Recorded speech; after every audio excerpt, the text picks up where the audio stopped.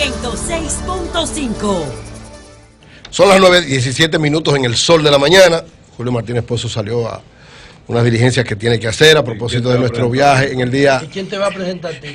Yo mismo me presento. Anibelca, no vamos a ver. puede ser. Vamos a ver, Anibelca me va a presentar. Señores, es el turno de Eury Cabral. Gracias, Anibel. Gracias al Dios Todopoderoso, Jesús, mi Señor y mi Salvador. Y como siempre inicio con la palabra de Dios, Josué 1:9. Sé fuerte y valiente.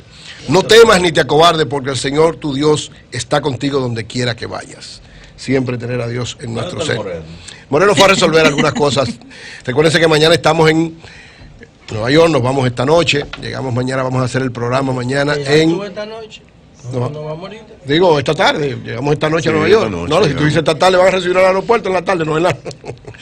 Mañana estaremos en la oficina del consulado en el Bronx.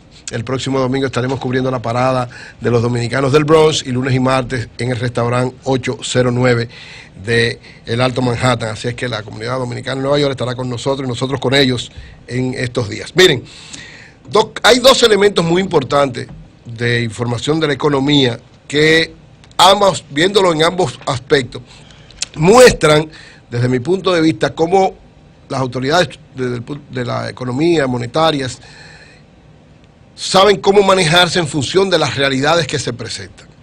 La primera de ellas es la información que da el director general de presupuesto, Luis Reyes, diciendo no hay, ya es definitivo, de aquí al 2020, es decir, en lo que dure este gobierno del presidente Danilo Medina, este segundo periodo, no va a haber un pacto fiscal.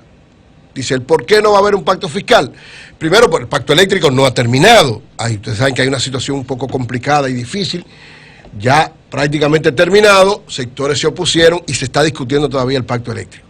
Y lógicamente era primero el pacto educativo, que ya fue aprobado, luego el pacto eléctrico y finalmente el pacto fiscal. Pero vamos a prender una planta en diciembre. Sí, no, la planta va a prenderse, independientemente de eso. Pero el pacto fiscal dice Luis Reyes que lo que el gobierno se ha orientado a ser más eficiente en bajar la evasión y lograr mayores niveles de cobro. Dice él que una de las cosas que más han contribuido a eso es la coordinación entre la Dirección General de Aduanas y la Dirección General de Impuestos Internos, que el flujo de información entre ambas instituciones ha permitido eficientizar cada vez más. Dice que el año pasado hubo a partir de las metas que habían planteado, 14.000 millones de pesos por encima de las metas que se plantearon, fruto de esa eficacia, y que para este año la estimación es de 18.000 millones, fruto de esta coordinación, de esta eficacia que hay entre las diversas instituciones que se encargan del área impositiva. Además dice que precisamente fruto de eso, como no se ha terminado el pacto eléctrico, iniciar una discusión sobre el pacto fiscal sería complicar un poco la situación y por tanto ya eso va a ser responsabilidad del nuevo gobierno que surja en el año 2020. Es decir, y generalmente es así, los pactos fiscales se dan casi siempre cuando los gobiernos están iniciando. Porque usted habla de impuestos, la gente cree, cuando se le habla de impuestos cree que poner nuevos impuestos. No es eficientizar o buscar nuevas opciones para sobre todo la gente que está evadiendo. La gente tiene temor. Y es evidente porque también hay un sector de los fiscalistas del gobierno que lo que quiere también es aumentar la cantidad de impuestos que hay para quienes pagan y no, como está planteando Luis, eficientizar sobre todo para las áreas que están excluidas, que no pagan. Yo creo que esa es la orientación que debe seguirse en estos 2 años que le quedan al presidente Danilo Medina en este periodo de gobierno, el tratar cada vez más de gente que está evadiendo o gente que no está incluida en el pago de los impuestos que se agregue. Y lo que ya están teniendo, la idea debería ser hacerlo más sencillo, más manejable e incluso evaluar la posibilidad de algunos también de estos impuestos reducir las tasas. Esa es una discusión, históricamente una discusión que ha habido siempre. Hay algunos países que han logrado aumentar la cantidad de impuestos que cobran en términos de monto, bajando las tasas de los mismos.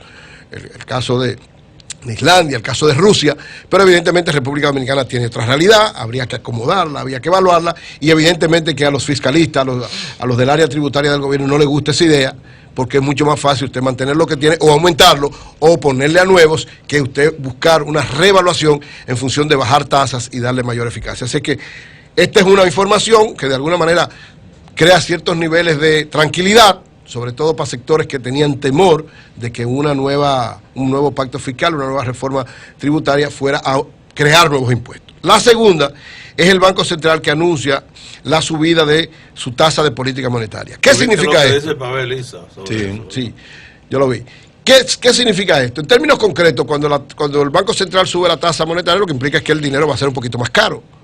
Y generalmente se hace por una serie de situaciones para mantener los niveles de inflación controlados y sobre todo lo que estaba pasando con la tasa de cambio. Y habla de que eso se extiende en cascada al sector financiero. Sí, a todo, porque es que bancos el dinero cuesta más, claro, el dinero cuesta más y te aumentarán las tasas. Entonces, lógicamente, ¿por qué se da esto? El Banco Central da la explicación. Dice que los pronósticos de inflación en el escenario caminan a la alza, como resultado del aumento de los precios del petróleo, las presiones de demanda interna y un aumento de la incertidumbre en los mercados financieros internacionales. Es decir, tres aspectos que evidentemente el Banco Central, la política monetaria, la Junta Monetaria y el Banco Central ha sabido manejarla con eficacia en cada momento.